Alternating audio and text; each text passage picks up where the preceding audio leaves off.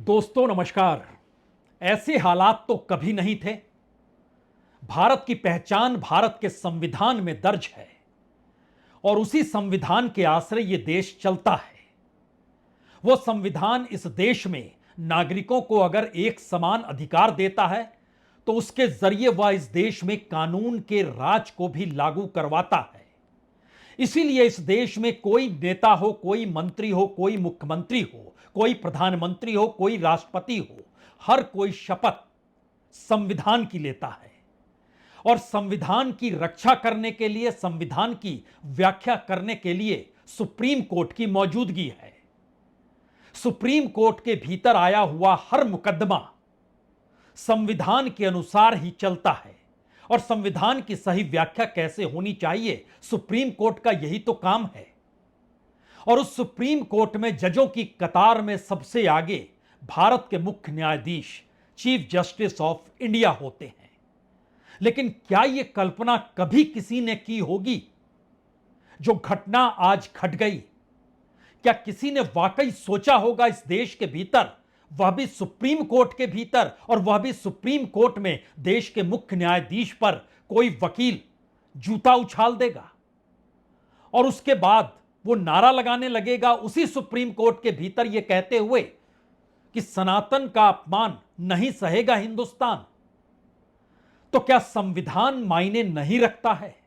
तो क्या वाकई संविधान के तहत संवैधानिक संस्थाएं जो एक एक करके इस देश में ढहती चली गई, वो अब एक पराकाष्ठा में पहुंच चुकी है, जहां पर इस देश के सीजीआई यानी चीफ जस्टिस ऑफ इंडिया को भी बख्शा नहीं गया? हालात इतने बुरे तो कभी नहीं थे। जिस वकील ने जूता उछाला, सुप्रीम कोर्ट में उसका रजिस्ट्रेशन तकरीबन 14 बरस पुराना है। यानी सुप्रीम कोर्ट में उस वकील ने कदम तब रखा जब इस देश के भीतर में जो सरकार थी और उसके 3 बरस के बाद जो सरकार आ गई, उन परिस्थितियों में इस देश की राजनीति ने कुछ ऐसे नफरत के बीज क्या बो दिए जिसके बाद सुप्रीम कोर्ट भी अछूता नहीं रहा। क्योंकि इस देश के तमाम संवैधानिक और स्वायत्त संस्थाओं के हालात बद से बदतर होते चले गए, फैसले जिस दिशा में जाते चले गए, सब कुछ सत्ता और सरकार के अनुकूल कैसे होता चला गया, यह अपने आप में सबसे ज्यादा पीड़ादायक और त्रासदीदायक है। लेकिन जिस वकील ने सुप्रीम कोर्ट के भीतर चीफ जस्टिस ऑफ इंडिया पर जूता उछाला, वह दरअसल भारत के भीतर उस नफरत के बीज को उभार कर सामने ले आता है जहां पर संविधान नहीं, अपनी सोच मायने रखती है और अपनी सोच जिन माध्यमों से भारत को प्रभावित कर रही है या भारत प्रभावित हो रहा है, वह संविधान से बड़ा हो चला है। और शायद इसीलिए इस वक्त हर कोई कटघरे में है। वो चाहे इस देश की नौकरशाही हो, चाहे इस देश की संसद हो, चाहे इस देश का मीडिया हो, चाहे इस देश में संसदीय तौर पर सबसे प्रमुख पदों पर बैठे हुए लोग ही क्यों ना हो। यह दरअसल सिर्फ कानून का मसला नहीं है, यह समाज के भीतर उस मोटी लकीर पर खड़े हुए उस सोच का मसला है जिस सोच को भारत की संस्कृति, भारत की सभ्यता और मौजूदा वक्त में भारत के सामाजिक आर्थिक हालातों से जोड़कर बिल्कुल एक नई व्याख्या करने की कोशिश की जा रही है। दरअसल चीफ जस्टिस पर जिस वकील ने, राकेश किशोर ने आज जूता उछाला, वो रजिस्ट्रेशन उनका 2011 का है। जब उन्होंने जूता उछाला तो उसके बाद चीफ जस्टिस ने वहां मौजूद जो वकील अपने मुद्दे को लेकर जिरह कर रहे थे, तो उन्होंने वकीलों से कहा, आप परेशान ना हो, आप अपनी बात कहना जारी रखें, इन चीजों से मुझे कोई फर्क नहीं पड़ता। एक झटके में बाबा साहब अंबेडकर जिन सवालों को संविधान सभा के भीतर यह कहते हुए उठा रहे थे कि भारत की सभ्यता और संस्कृति को भारत के बहुसंख्य नागरिकों के साथ खड़े होकर सोचना होगा। आपको यह जानना होगा कि इस समाज के भीतर जो हाशिए पर खड़ा हुआ तबका है, वह मुख्य धारा में शामिल कैसे हो, उसको समानता कैसे मिले। और उस वक्त जो आवाज राजनीतिक सत्ताओं के जरिए उस दौर में उठा करती थी, कमोवेश क्या वैसे हालात एक बार फिर आ चुके हैं। महात्मा गांधी को लेकर जितना विषक्त माहौल उस दौर में जिन्होंने बनाया और उसके बाद गोडसे जो निकल कर आया, वो उस विषक्त माहौल का परिणाम था जो मौजूदा वक्त में लगता है जैसे पुनर्जीवित हो चला हो। क्योंकि इस दौर में किसी से आस इस देश के नागरिकों की बची है तो वह सुप्रीम कोर्ट है, वो इस देश में चीफ जस्टिस ऑफ इंडिया है। इसके बाद क्या बचेगा। प्रधानमंत्री राजनीतिक दल से जुड़े होते हैं, उनके हाथ में अपनी पार्टी का निशान होता है, चुनाव में वो भाषण देने जाते हैं, पार्टी को जिताना उनका पहला काम होता है। और एक लिहाज से मौजूदा वक्त तो इस बात की हकीकत बयां करती है कि प्रधानमंत्री बीजेपी के प्रधानमंत्री हो गए। लेकिन थोड़ी देर के लिए सोचिए कि इस देश में संविधान कहां पर है, संविधान की व्याख्या करने वाले सुप्रीम कोर्ट की कौन सी स्थिति हो गई। और सुप्रीम कोर्ट से आने वाली आवाज क्या कोई मायने अब नहीं रखती है। यह सवाल इसलिए है क्योंकि चीफ जस्टिस ने 16 दिसंबर को खंडित मूर्ति की बहाली की मांग वाली एक याचिका को खारिज कर दिया था। और उन्होंने उस वक्त कहा था क्योंकि खजुराहो में भगवान विष्णु की 7 फुट ऊंची सिरकटी मूर्ति की पुनर्स्थापना को लेकर यह याचिका दाखिल की गई थी। उस पर चीफ जस्टिस की टिप्पणी थी, जाओ और भगवान से खुद करने को कहो, तुम कहते हो भगवान विष्णु के कट्टर भक्त हो, जाओ उनसे प्रार्थना करो। इसके बाद परिस्थिति विकट होती चली गई और देश के भीतर जो कुछ भी हुआ, लेकिन हर कोई मानकर चल रहा था कि दरअसल सुप्रीम कोर्ट संविधान के लिहाज से अपनी बातों को रखता है। लेकिन आज जो हुआ और सुप्रीम कोर्ट ने वो याचिका क्यों खारिज कर दी, याचिकाकर्ता ने इस फैसले पर नाराजगी जताई थी और उन्होंने कहा था यह हमारी धार्मिक भावनाओं को ठेस पहुंचाने वाला फैसला है।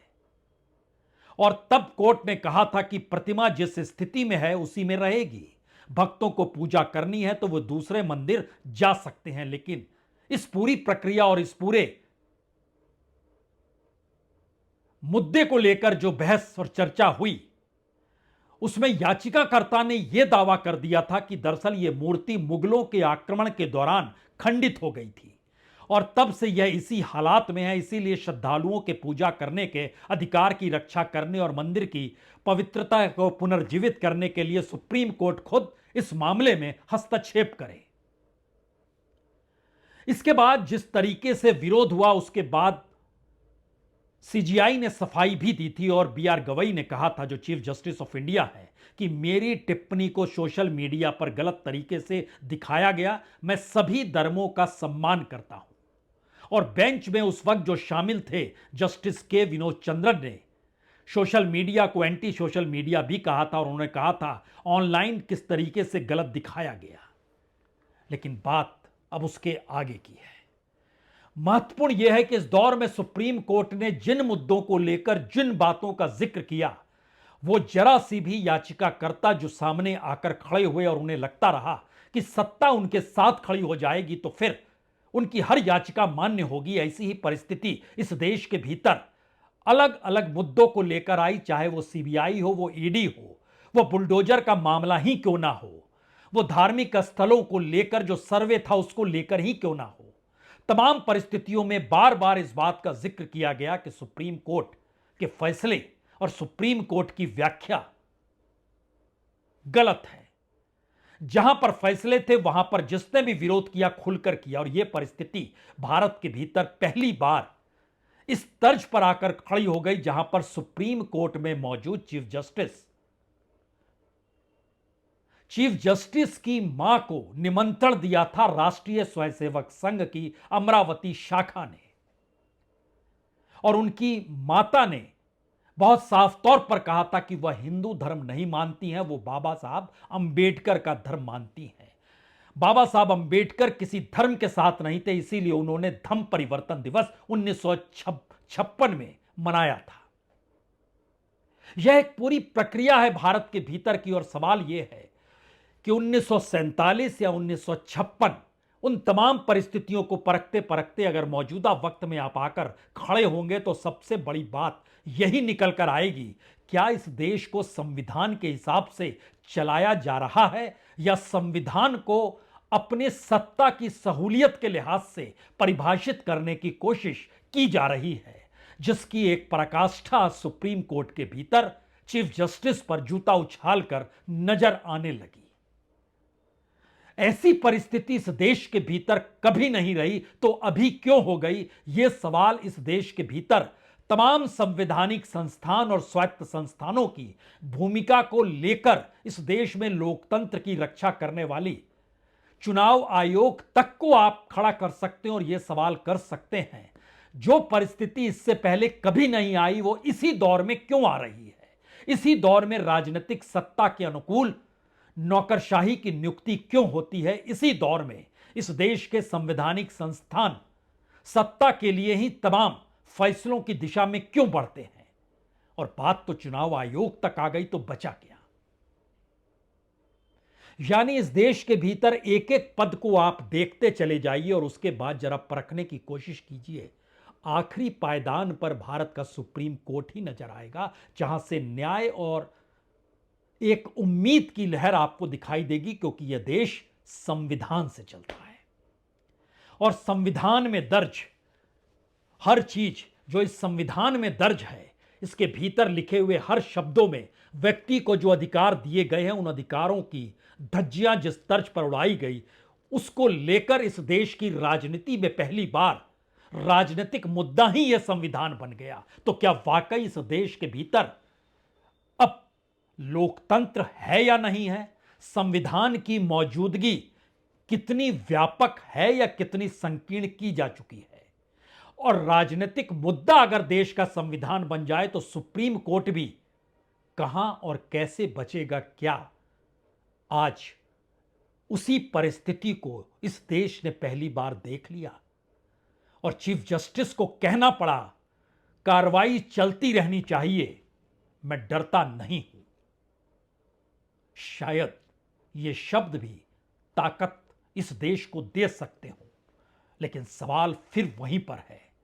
एक एक कहकर ढहते हुए संस्थान, एक एक करके ढहते हुए इस देश के लोकतंत्र के पिलर, और उसके बाद अब सुप्रीम कोर्ट के भीतर चीफ जस्टिस पर जूता उछालना,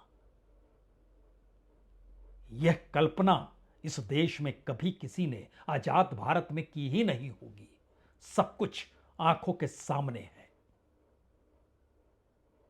बहुत बहुत शुक्रिया, बहुत बहुत शुक्रिया।